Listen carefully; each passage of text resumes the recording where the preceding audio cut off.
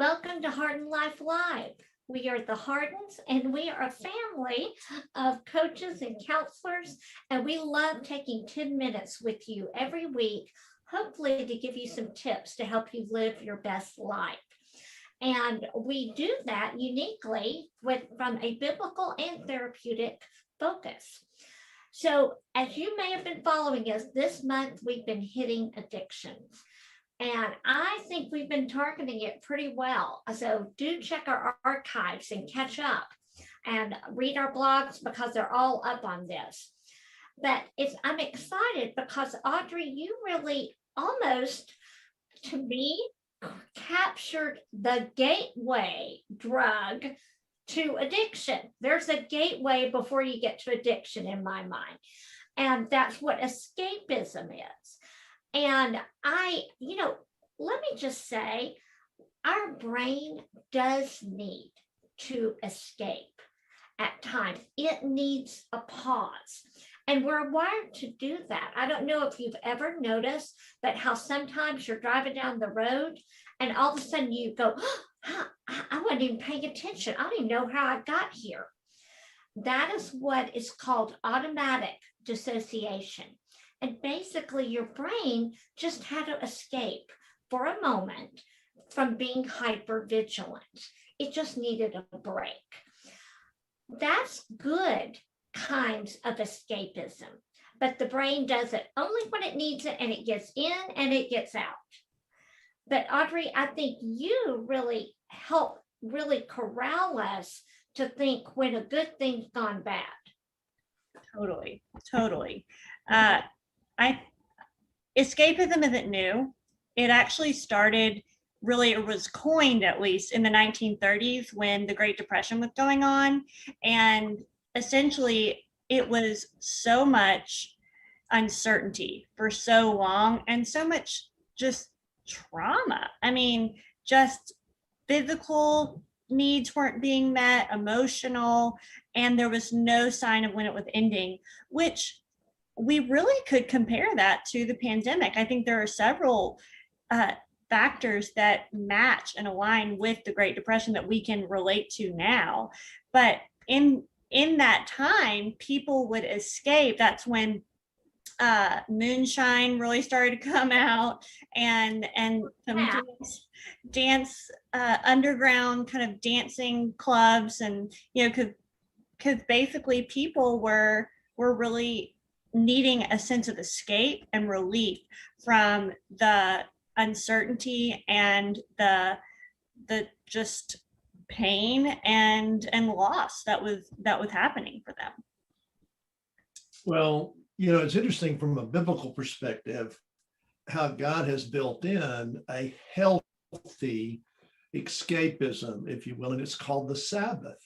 In Isaiah 58, God says very clearly that if you honor the Sabbath, good things will happen. And if you neglect the Sabbath, then there will be consequences.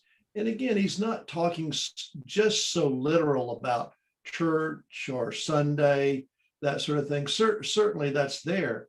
But what he's talking about in a big picture kind of way is the need for rest. And in an unhealthy way, we would call it escapism, Forrest Gump. And he ran and he ran and he ran until he came home. And it's the idea of rest that we all need, and the brain needs that. Totally. Well, we know with the brain that when we're in our lowest part of our brain, kind of a default autopilot, and also a survival technique, as we've heard of fight and flight in our Hardwired to Heal workshops, we also name other two methods of fawning and trying to be a yes person all the time, and just freeze, where you just shut down, go offline. It's like lights on, nobody's home. But we'd see in escapism, it's going to be more of that flight mode, and just a way to escape our realities. And I think it's really, I know with last week I was talking about addictions, and that they're a mismanagement of pain.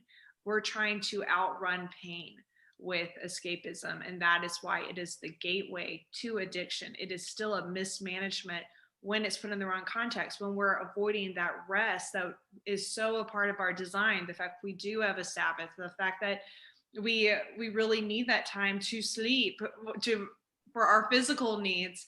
And I think that just like with the past year that we've all been through, just a constant going, we've needed an escape. We couldn't leave and go on our vacations to rest. There's still a part of us now that vacation's not even restful, because you almost feel like you need to get out and make up for lost time, and or that you're owed something and entitled because you lost so much last year.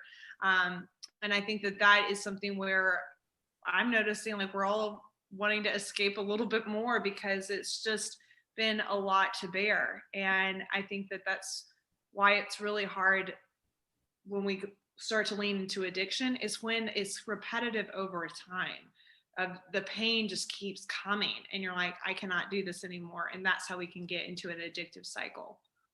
Totally. I just want to escape. I was just going to say, what really hits me when you describe that, Ab, is just we really, when we're trying to escape, and I think, Audrey, about the history during the Depression, one of the reasons is we don't want to face the pain. And so the more I can escape is really, I'm so afraid to face pain. And maybe we need a paradigm shift on knowing how to healthily look at what we've lost, because we did lose a lot. And maybe that's why people are trying to make up for what they lost. The problem is you can't make up loss. Loss is gone. It's like we have to bury it, put the tombstone, and plant the flowers. And that may even be part of the reason we're drawn to more escapism. Well, and I think that we feel inadequate on how to deal with it. A lot of times when we think about pain, we think that it's going to overtake us and we're going to get stuck in it and we're never going to get out. And so we feel inadequate to deal with it. So we just instead, reach for our phone, start scrolling. It's interesting, during the Great Depression, the movie industry came out, which was fantasy. It was talking fantasy. And now we have social media, we have Netflix, we have the porn industry. A recent statistic came out that those three mediums are booming, but the most hit out of Netflix, any kind of social media, and porn are the porn sites get more traffic than Netflix, Hulu, and Amazon combined. And that's scary. It tells me that there's an inadequate, there's a feeling of inadequacy. There's a feeling of needing to escape. Like, I can't handle what's in front of me. Therefore, I've got to reach for something that feels good.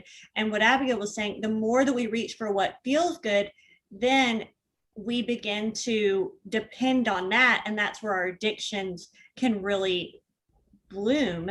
And again, what we were talking about last week, you can get dopamine hits from healthy connection with other people, but when you continue to reach for the social media or the Netflix, then that dopamine hit that would be coming from the healthy relationships only is coming from the unhealthy behaviors, and then you're not getting the same benefits of the healthy relationship. Well, the message that our brain keeps telling us that leads us to escapism is really the message of rest, and exactly what God's telling us in Isaiah 58. In three primary ways that we experience rest is, number one, solitude. Just be quiet, and we don't know how to be quiet. Number two is to journal and to write our way through life, to begin to put concretely down on a piece of paper what we're feeling, whether it be sad or glad. And then number three is healthy connection with others. That the experience of love is a lot different than just the being told that you love. When I experience love, it's a whole lot different than just knowing somehow that I'm loved. Yeah. Mhm. And those three things sound so simple, but they can be so hard. I can't tell you how many people I know who literally don't know how to be in solitude, who always have a podcast going on, always have music, always have the TV going. Silence scares them because of what is going to come to their mind. And so in that vein, I just want to encourage you that in the itty bitty, making those small incremental changes instead of trying to make these big absolute, well, I'm going to spend all day in silence, or I'm going to spend all day or half the day here. It's the small, the itty bitty incremental changes that actually change your brain's neural pathways so we can spend all day eventually in solitude, that we can have healthy, meaningful connections with other people. So just setting 15 minutes to spend time with yourself and spend time in silence, I think is a great start. Well, this is so helpful because everybody watching and beyond, we know that we need rest. And yet, if rest is what our brain takes when it gives us that automatic disconnect, but it doesn't stay there, it gets back online.